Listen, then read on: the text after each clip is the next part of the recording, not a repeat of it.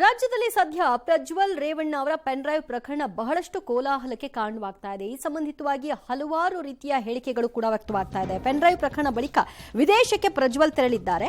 ಪ್ರಧಾನಿ ನರೇಂದ್ರ ಮೋದಿ ಅವರಿಗೆ ಮುಖ್ಯಮಂತ್ರಿಗಳಿಂದ ಒಂದು ಪತ್ರ ರವಾನೆಯಾಗಿದೆ. ಆ ಪತ್ರದಲ್ಲಿ ಪ್ರಜ್ವಲ್ ರಾಜತಾಂತ್ರಿಕ ಪಾಸ್ಪೋರ್ಟ್ ರದ್ದುಗೊಳಿಸಿ ಅಂತ ಆಗ್ರಹಿಸಲಾಗಿದೆ.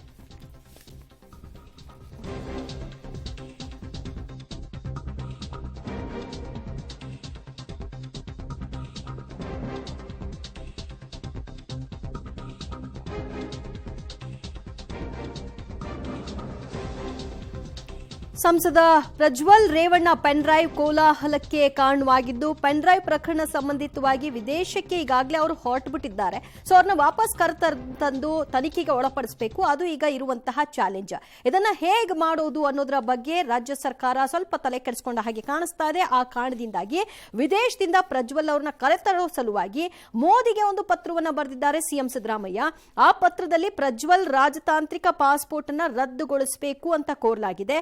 ಅಂತಾರಾಷ್ಟ್ರೀಯ ಏಜೆನ್ಸಿ ಮೂಲಕ ಪ್ರಜ್ವಲ್ ಕರೆಸಲು ಸಹಕಾರವನ್ನ ಕೊಡಿ ಅನ್ನುವಂತಹ ಮನವಿಯನ್ನು ಕೂಡ ಮಾಡಲಾಗಿದೆ. ಎಸ್ಐಟಿ ತನಿಖೆ ಹಿನ್ನೆಲೆಯಲ್ಲಿ ದೇಶಕ್ಕೆ ವಾಪಸ್ ಕರೆಸುವಂತಹ ನಿಟ್ಟಿನಲ್ಲಿ ಮುಖ್ಯಮಂತ್ರಿಗಳ ಪತ್ರ ಇದು ಪ್ರಧಾನಿ ನರೇಂದ್ರ ಮೋದಿ ಅವರಿಗೆ.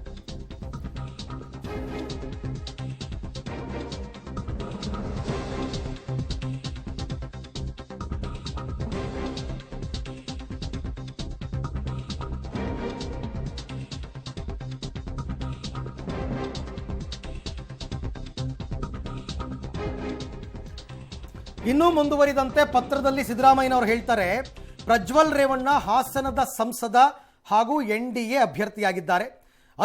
ಅಸಂಖ್ಯಾತ ಮಹಿಳೆಯರ ಮೇಲೆ ಲೈಂಗಿಕ ಶೋಷಣೆಯನ್ನ ಮಾಡಿದ್ದಾರೆ. ಬಂಧನ ಭೀತಿಯಿಂದ ಪ್ರಜ್ವಲ್ ಪಲಾಯನ ಮಾಡಿದ್ದಾರೆ. ದೇಶದ ಕಾನೂನಿನ ಪ್ರಕಾರ ತನಿಖೆ ನಡೆಸಬೇಕು. ಅಂತಾರಾಷ್ಟ್ರೀಯ ಏಜೆನ್ಸಿ ಮೂಲಕ ಪ್ರಜ್ವಲ್ ಕರೆತರೋಕೆ ಸಹಕರಿಸಿ ಈ ಬಗ್ಗೆ ವಿದೇಶಾಂಗ ಸಚಿವಾಲಯಕ್ಕೆ ಸೂಚನೆಯನ್ನ ಕೊಡಬೇಕು ಅಂತ ಪ್ರಧಾನಿ ಮೋದಿಗೆ ಮುಖ್ಯಮಂತ್ರಿಗಳು ಪತ್ರವನ್ನು ಬರೆದಿದ್ದಾರೆ. ಹಾಗಾದರೆ ಮುಖ್ಯಮಂತ್ರಿಗಳು ಪ್ರಧಾನಿ ಅವರಿಗೆ ಬರೆದಿರತಕ್ಕಂಥ ಪತ್ರದಲ್ಲಿ ಏನಿದೆ ಅಂತ ನೋಡೋಣ. ಓಕೆ, ಹಾಸನ ಲೋಕಸಭಾ ಸದಸ್ಯ ಮತ್ತು ಎನ್ಡಿಎ ಅಭ್ಯರ್ಥಿ ಪ್ರಜ್ವಲ್ ರೇವಣ್ಣ ಅಸಂಖ್ಯಾತ ಮಹಿಳೆಯರ ಮೇಲೆ ಲೈಂಗಿಕ ಶೋಷಣೆ ಮಾಡಿದ್ದಾರೆ ಎಂಬ ಗಂಭೀರ ಪ್ರಕರಣದ ಬಗ್ಗೆ ನಿಮಗೆ ತಿಳಿದಿರಲೇಬೇಕು. ಸಂಸದ ಹಾಗೂ ಹಾಸನ ಲೋಕಸಭೆಯ ಎನ್ಡಿಎ ಅಭ್ಯರ್ಥಿ ಪ್ರಜ್ವಲ್ ರೇವಣ್ಣ ಅವರು ಎದುರಿಸ್ತಾ ಇರುವ ಆರೋಪಗಳು ಭಯಾನಕ ಮತ್ತು ನಾಚಿಕೆಗೇಡು. ಇದು ದೇಶದ ಆತ್ಮಸಾಕ್ಷಿಯನ್ನು ಅಲ್ಲಾಡಿಸಿದೆ. ನಮ್ಮ ಸರ್ಕಾರ 28/4/2024 ಕ್ರಿಮಿನಲ್ ಇನ್ವೆಸ್ಟಿಗೇಷನ್ ಡಿಪಾರ್ಟ್ಮೆಂಟ್ ಅಡಿಯಲ್ಲಿ ವಿಶೇಷ ತನಿಖಾ ತಂಡವನ್ನು ರಚಿಸಿದೆ ಮತ್ತು ತನಿಖೆಯನ್ನು ಸರಿಯಾದ ಶ್ರದ್ಧೆಯಿಂದ ಪ್ರಾರಂಭಿಸಿದೆ. ಹಲವಾರು ಮಹಿಳೆಯರ ವಿರುದ್ಧ ಆಪಾದಿತ ಅಪರಾಧಗಳ ನಿಜ ಸ್ವರೂಪ ಹೊರಬಿದ್ದ ಕೂಡಲೇ ಸಂತ್ರಸ್ತರು ಪ್ರಜ್ವಲ್ ರೇವಣ್ಣ ವಿರುದ್ಧ ದೂರು ದಾಖಲಿಸಲು ಮುಂದಾದ ಕೂಡಲೇ ಎಸ್ಐಟಿ ರಚನೆ ಮಾಡಲಾಗಿದೆ. ಎಫ್ಐಆರ್ ಕೂಡ ದಾಖಲಾಗಿದೆ. ಆರೋಪಿ ಸಂಸದ ಮತ್ತು ಲೋಕಸಭೆಯ ಎನ್ಡಿಎ ಅಭ್ಯರ್ಥಿ ಪ್ರಜ್ವಲ್ ರೇವಣ್ಣ 27/4/2024 ದೇಶ ಬಿಟ್ಟು ವಿದೇಶಕ್ಕೆ ಪ್ರಯಾಣಿಸಿದ್ದಾರೆ. ಅವರು ತಮ್ಮ ರಾಜತಾಂತ್ರಿಕ ಪಾಸ್ಪೋರ್ಟ್ನಲ್ಲಿ ವಿದೇಶ ಪ್ರವಾಸ ಮಾಡ್ತಿದ್ದಾರೆ ಅಂತ ವರದಿಗಳಿಂದ ತಿಳಿದು ಬಂದಿದೆ. ಪ್ರಜ್ವಲ್ ಮೇಲಿನ ಅಪರಾಧಗಳ ಆರೋಪಗಳ ತನಿಖೆಯನ್ನು ಎಸ್ಐಟಿ ಮಾಡ್ತಾ ಇದ್ದು, ಅವರನ್ನು ದೇಶಕ್ಕೆ ಮರಳಿ ಪಡೆಯೋದು ಅತ್ಯಂತ ಮಹತ್ವದ್ದಾಗಿದೆ. ಈ ನಿಟ್ಟಿನಲ್ಲಿ ಪ್ರಜ್ವಲ್ ರೇವಣ್ಣ ಅವರ ರಾಜತಾಂತ್ರಿಕ ಪಾಸ್ಪೋರ್ಟನ್ನು ರದ್ದುಗೊಳಿಸಬೇಕಿದೆ ಅಂತ ಕೂಡ ಅವರು ಹೇಳಿದ್ದಾರೆ. ಓಕೆ, ಈ ಬಗ್ಗೆ ಕೂಡ ಮತ್ತಷ್ಟು ಮಾಹಿತಿ ನನ್ನ ಕೊಲೀಗ್ ಸುಖೇಶ್ ಅವರಿಂದ ಪಡ್ಕೊಂಡ. ಸುಖೇಶ್, ಈಗ ರಾಜತಾಂತ್ರಿಕ ಪಾಸ್ಪೋರ್ಟನ್ನು ರದ್ದುಗೊಳಿಸಿ ಅಂತಂದರೆ ಹೆಂಗೆ? ಈಗ ಪಾಸ್ಪೋರ್ಟು ನಿನ್ನೆ ಮೊನ್ನೆ ಏನು ತಗೊಂಡಿರಲ್ಲ, ಯಾವುದೋ ಕಾಲದಲ್ಲಿ ಅವ್ರು ಪಾಸ್ಪೋರ್ಟ್ ತಗೊಂಡಿರ್ತಾರೆ. ಬಟ್ ಪಾಸ್ಪೋರ್ಟ್ ರದ್ದುಗೊಳಿಸಿದ್ರೆ ಅವ್ರನ್ನ ಅಲ್ಲಿಂದ ಕರ್ಕೊಂಡು ಬರೋದಾದರೂ ಹೇಗೆ? ಅಥವಾ ಇಲ್ಲಿಗೆ ಬಂದ ಮೇಲೆ ಪಾಸ್ಪೋರ್ಟ್ ರದ್ದುಗೊಳಿಸಬೇಕು ಅಂತನಾ? ಈಗ ಸಿದ್ದರಾಮಯ್ಯನವರು ಕೇಂದ್ರದ ಮೇಲೆ ಮಾಡಿರ್ತಕ್ಕಂಥ ಆಗ್ರಹಗಳು ಏನು? ಅರವಿಂದ್, ಒಂದು ಸ್ಪಷ್ಟ, ಅವರಿಗೆ ರಾಜತಾಂತ್ರಿಕ ಪಾಸ್ಪೋರ್ಟನ್ನು ಬಳಸ್ಕೊಂಡು ಹೋಗಿದ್ದಾರೆ. ಪಾಸ್ಪೋರ್ಟನ್ನು ರದ್ದುಪಡಿಸಿ ಅಂದರೆ ಅವ್ರನ್ನ ಹುಡುಕಿ ಕರೆತರುವ ಅಥವಾ ಅದನ್ನು ರದ್ದುಪಡಿಸುವ ಸಂದೇಶ ರವಾನಿಸುವ ಮೂಲಕವಾಗಿ ಅವರು ಬರುವಂತೆ ಮಾಡುವ ಒತ್ತಡ ಇರ್ಬೋದು. ಅಕಸ್ಮಾತ್ ಅವ್ರು ಬರದೇ ಇದ್ರೆ ವಿದೇಶಾಂಗ ಸಚಿವಾಲಯದ ಮೂಲಕ ಅಂತಾರಾಷ್ಟ್ರೀಯ ಏಜೆನ್ಸಿಗಳ ನೆರವನ್ನು ಪಡೆದುಕೊಂಡು ಅವ್ರನ್ನ ಕರೆತರಬೇಕು. ತಂದ ನಂತರ ಅದನ್ನು ಮತ್ತೊಮ್ಮೆ ಅವ್ರು ಎಲ್ಲೂ ಹೋಗದ ರೀತಿಯಲ್ಲಿ ಅದನ್ನು ರದ್ದು ಕೂಡ ಮಾಡಬೇಕು ಅನ್ನುವಂಥ ಅರ್ಥದಲ್ಲಿ ಬರೆದಂತೆ ಕಾಣಿಸ್ತಾ ಇದೆ.